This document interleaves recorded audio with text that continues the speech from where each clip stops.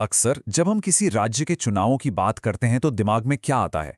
रैलियां, भाषण और वोट। लेकिन आज के इस एक्सप्लेनर में हम एक बहुत ही दिलचस्प सोर्स मटेरियल को डिकोड करने वाले हैं। ये सोर्स एक लोकल स्टेट इलेक्शन को सिर्फ राजनीति के चश्मे से नहीं, बल्कि नेशनल सिक्योरिटी और रीजनल ट्रेड के एक बहुत बड़े पजल के रूप में पेश कर रहा है।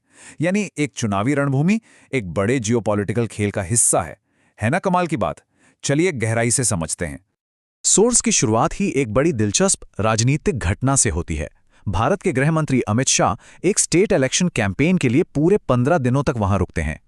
अब सोर्स का तर्क यह है कि यह सिर्फ एक पॉलिटिकल राइवल, जिन्हें दीदी कहा गया है, उन्हें हराने का मामला नहीं है।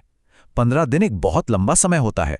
ये एक बड़ा इशारा है कि पर्दे के पीछे जो दांव खेले जा रहे हैं वो आम राजनीति से कई ज्यादा बड़े हैं। तो आज हम किन किन पहलुओं पर गौर करेंगे। हम देखेंगे कि ये राजनीति है या नेशनल सिक्योरिटी, बंगाल कैसे एक फ्रंट डोर की तरह काम करता है, ग्लोबल ट्रेड हाईवे और मलक्का स्ट्रेट का क्या रोल है, इस चेस बोर्ड पर चीन की क्या चालें हैं, और अंत में 3 सबसे बड़ी बॉर्डर चुनौतियां क्या हैं।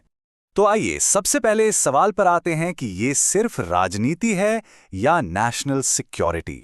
सोर्स का एक बहुत ही सीधा और स्पष्ट तर्क है। उनका मानना है कि ये चुनाव मूल रूप से देश की रक्षा का सवाल है।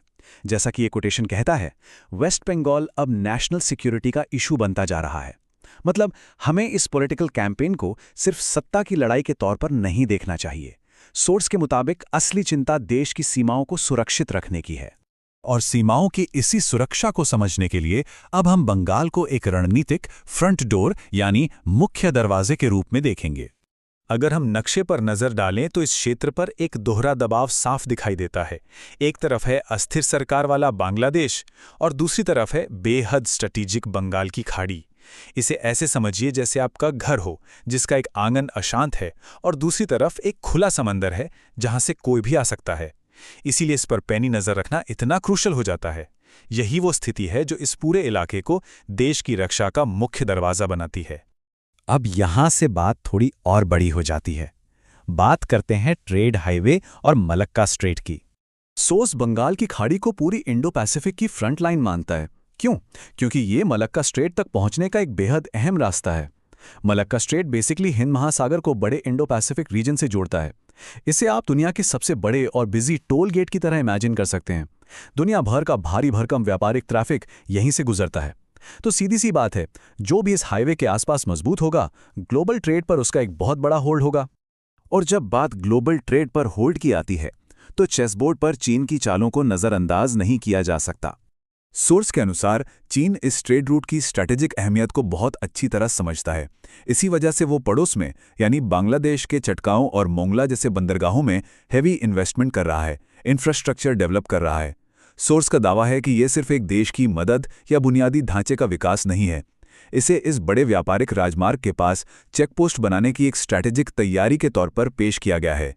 सोर्स इस बात पर जोर देता है, और मैं कोट कर रहा हूं, देखने में तो लगता है कि यह विकास है, लेकिन यह चीन की भविष्य की तैयारी है जो भारत के लिए एक खतरा हो सकती है। यानी इन इन्वेस्टमेंट्स को महज इकोनॉमिक डेवलपमेंट समझना एक भूल हो सकती है।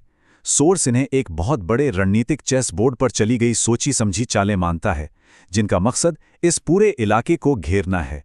अब ये बड़े बड़े जियोपॉलिटिकल खेल हमारे घर के बिल्कुल फ्रंट यार्ड यानी हमारी सरहदों तक कैसे पहुंचते हैं। आइए 3 प्रमुख सीमा चुनौतियों को देखते हैं। सोर्स ने पड़ोसी की इस उथल पुथल से पैदा होने वाले 3 सीधे खतरों को पॉइंट आउट किया है। बांग्लादेश से माइग्रेशन, क्रॉस बॉर्डर इन्फिल्ट्रेशन यानी घुसपैठ, और वहां बढ़ता हुआ चीनी प्रभाव। वापस उसी घर वाले उदाहरण पर चलते हैं। अगर आपके पड़ोसी के घर में अस्थिरता है और वहां कोई बाहरी ताकत अपना दबदबा बना रही है, तो क्या आपके घर की बाउंड्री वॉल पूरी तरह सुरक्षित रह पाएगी? बिल्कुल नहीं। फ्रंट यार्ड की ये सारी समस्याएं सीधे तौर पर घर की सेफ्टी को चुनौती देती हैं। तो इन सभी बातों को मिलाकर सोर्स का जो फाइनल कंक्लूजन निकलता है वो है बंगाल की खाड़ी में चीन को रोकना। पूरे एनालिसिस का सार यही है कि चुनाव के दौरान जो 15 दिनों का अभूतपूर्व कैंप था वो महज कोई इलेक्शन स्टंट नहीं था। सोर्स इसे एक ऐसी रणनीतिक पैंतरीबाजी मानता है जिसका असली मकसद उस अस्थिर बॉर्डर को सिक्योर करना और चीनी प्रभाव को वहां जड़े जमाने से रोकना है। और इसी के साथ ये एक्सप्लेनर हमें एक बहुत बड़े सवाल के साथ छोड़ जाता है। ग्लोबल जियोपॉलिटिक्स आखिर हमारे लोकल स्टेट इलेक्शंस के भविष्य को कितना शेप करेगी? जरा सोचिए, क्या इंटरनेशनल ट्रेड रूट्स, समंदरों का कंट्रोल और बॉर्डर सिक्योरिटी, क्या ये सब यूं ही खामोशी से हमारी लोकल राजनीति को कंट्रोल करते रहेंगे?